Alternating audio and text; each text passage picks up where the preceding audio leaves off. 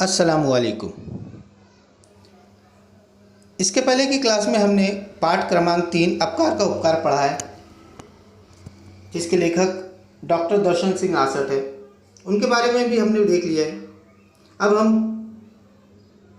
नए शब्द हमेशा की तरह नए शब्दार्थ देखेंगे। अक्सर, प्रायः, हमेशा। दुर्व्यवहार, इसका अर्थ होता है बुरा व्यवहार। तंग करना, परेशान करना। कौवा कछुए को तंग करता था, परेशान करता था। भलमानसता, सज्जनता, अच्छाइयाँ। अपकार, बुराई।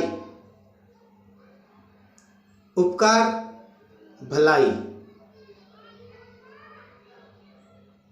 उसी प्रकार से दंपति, पति पत्नी। करनी का अर्थ होता है कृति, यानी उसके द्वारा किया जाने वाला कार्य। शब्दार्थ के बाद हम कहावत और मुहावरे देखेंगे। कहावत और मुहावरा का उपयोग वाक्य में सुंदरता लाने के लिए किया जाता है। कहावतें और मुहावरों के कुछ शब्दों की वजह से बहुत बड़ी बात कही जाती है। देखेंगे हम कहावत, अब पछताए हो क्या जब चिड़िया चूग गई खेत। इसका अर्थ होता है अवसर निकल जाने के बाद पश्चाताप का कोई लाभ नहीं। यानी अवसर निकल जाने के बाद, अवसर यानी समय निकल जाने के बाद में, उस समय पे वो कार्य न करने पर पश्चाताप यानी पछताने का कोई लाभ नहीं, फायदा नहीं। कोई फायदा नहीं, लाभ यानी फायदा। उसी प्रकार से मुहावरे देखेंगे। आसमान सिर पर उठा लेना, शोर मचाना। उसका अर्थ होता है शोर मचाना। आसमान सर पर उठा लेना, चिल्ला चिल्ला के आसमान सर पर उठा लेना, बहुत ज़्यादा अधिक शोर करना। फूट फूट कर रोना, विलाप करना, अधिक रोना, बहुत ज़्यादा रोना। जब जागो तभी सवेरा, जब समझो तभी अच्छा। इसी प्रकार से आगे देखेंगे हम निम्नलिखित शब्दों के वचन और लिंग बदलकर वाक्य में प्रयोग करें। सबसे पहले तो हमें वचन और लिंग समझना होगा। वचन किसे कहते हैं और लिंग किसे कहते हैं, इनके कितने रूप होते हैं वो देखेंगे हम। वचन की परिभाषा देखेंगे हम, वचन किसे कहा जाता है, वचन किसे कहते हैं। वचन की परिभाषा देखेंगे हम। शब्द के जिस रूप से एक या अधिक होने का बोध होता हो उसे वचन कहते हैं। शब्द के जिस रूप से, यानी शब्द जो लिखा हुआ है उसमें वचन सिंगुलर है या प्लूरल है। वचन यानी सिंगुलर है या प्लूरल है, तो हम उस शब्द को वचन कहते हैं। हिंदी भाषा में दो वचन होते हैं, एक वचन और एक होता है बहुवचन। बहुवचन को अनेक वचन भी कहा जाता है। बहुवचन का अर्थ होता है अनेक वचन, तो इसे दोनों भी प्रकार से लिखा भी जाता है और कहा भी जाता है। शब्द के जिस एक वचन देखेंगे हम। शब्द के जिस रूप से एक ही प्राणी या पदार्थ का बोध होता है उसे एक वचन कहते हैं। इसी प्रकार से वचन की दूसरा रूप बहुवचन या अनेक वचन। शब्द के जिस रूप से एक से अधिक प्राणी या पदार्थ का बोध होता है उसे बहुवचन कहते हैं। एक वचन बहुवचन समझ में आया आपके? वचन के दोनों रूप समझ में आया आप? हाँ, इसे लिखना भी है अपनी नोटबुक में। इसके बाद देखेंगे हम लिंग। लिंग की परिभाषा, जो पद या शब्द पुरुष जाति, जो शब्द या पद पुरुष जाति या स्त्री जाति का बोध कराता है वह लिंग कहलाता है। हिंदी भाषा में 2 लिंग पढ़ेंगे अभी हम। एक लिंग और होता है, इसको जिसे नपुंसक लिंग कहा जाता है। अभी तो फिलहाल आप पुल्लिंग और स्त्रीलिंग ही पढ़ेंगे। पुल्लिंग, जो पद या शब्द पुरुष जाति सूचित करते हैं उन्हें पुल्लिंग कहते हैं। जिस शब्द से पुरुष जाति का बोध होता हो उसे पुल्लिंग कहते हैं। स्त्रीलिंग, जो पद या शब्द स्त्री जाति सूचित करते हैं उन्हें स्त्रीलिंग कहते हैं। वेरी गुड, बहुत इजी है, आसानी से आप समझ गए होंगे। इसके बाद हम जो एक्सरसाइज दी हुई है उसे करेंगे। आपको एक्सरसाइज भी इसी प्रकार से लिखना है। वचन, आधे इसमें वचन दिया हुआ है, इस साइड में वचन दिया हुआ है और इस साइड में लिंग दिया हुआ है। हमें पहले वचन देखेंगे। वचन का स्टार्ट करेंगे हम थैली से।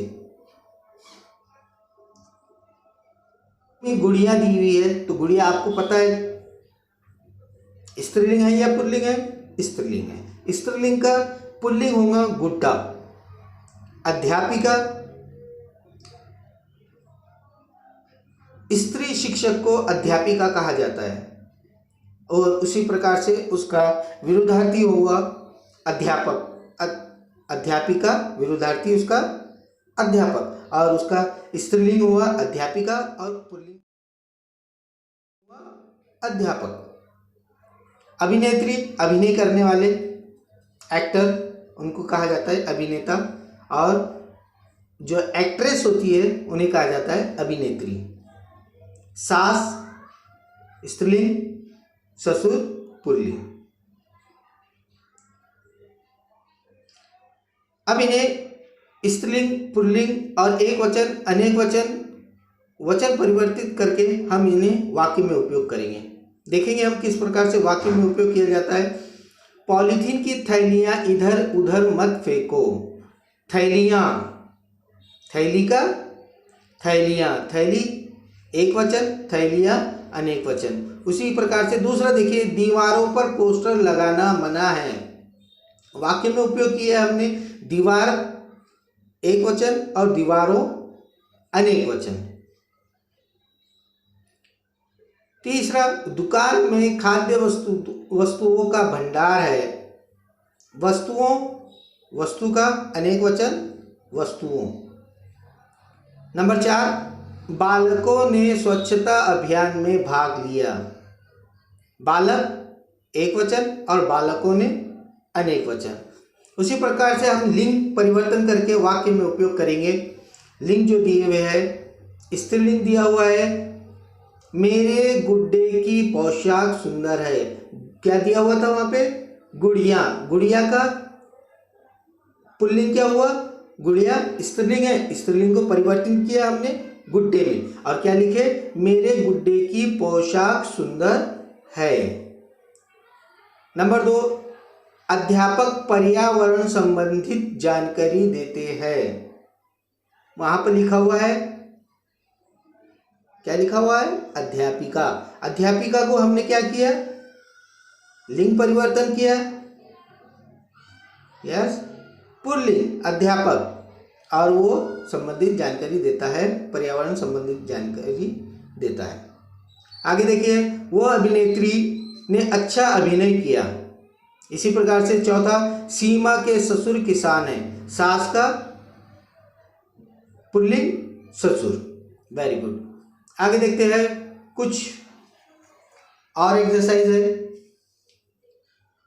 कौन बताओ, यहां पे आपको लिखना है कौन है ये।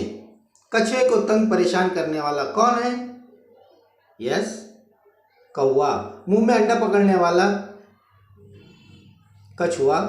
पेड़ के जामुन खाने के लिए आने वाले गांव के लड़के, और दुर्व्यवहार से रोकने वाली कौवे की पत्नी।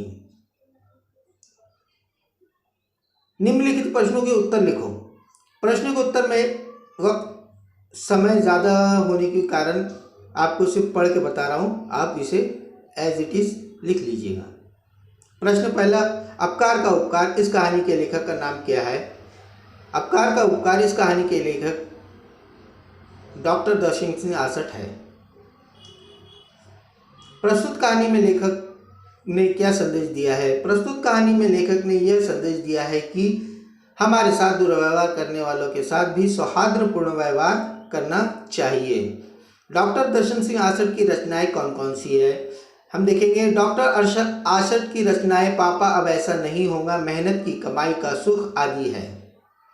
जामुन का पेड़ कहाँ था? जामुन का पेड़ तालाब के किनारे था।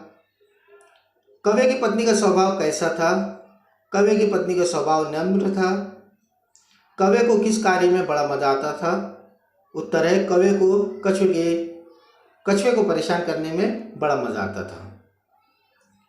कौवे के परेशान करने का कछुए पर क्या असर हुआ? उत्तर, कौवे के परेशान करने के कारण कछुए ने तालाब के बाहर आना कम कर दिया। Very good. कौवा दंपति किस कारण दुखी थे? कौवा दंपति अपना एक अंडा तालाब में गिर जाने के कारण दुखी थे। कछुए ने किस प्रकार कौवे पर उपकार किया? कछुए ने किस प्रकार कौवे पर उपकार किया? उत्तर, कछुए ने कौवा दंपति का अंडा तालाब से बचाकर कौवे पर उपकार किया। इस प्रकार से यह हमारी पूरी एक्सरसाइज कंप्लीट हुई। इसे आप अपनी कॉपी में नोट डाउन कर लीजिए। ठीक है। अस्सलाम वालेकुम।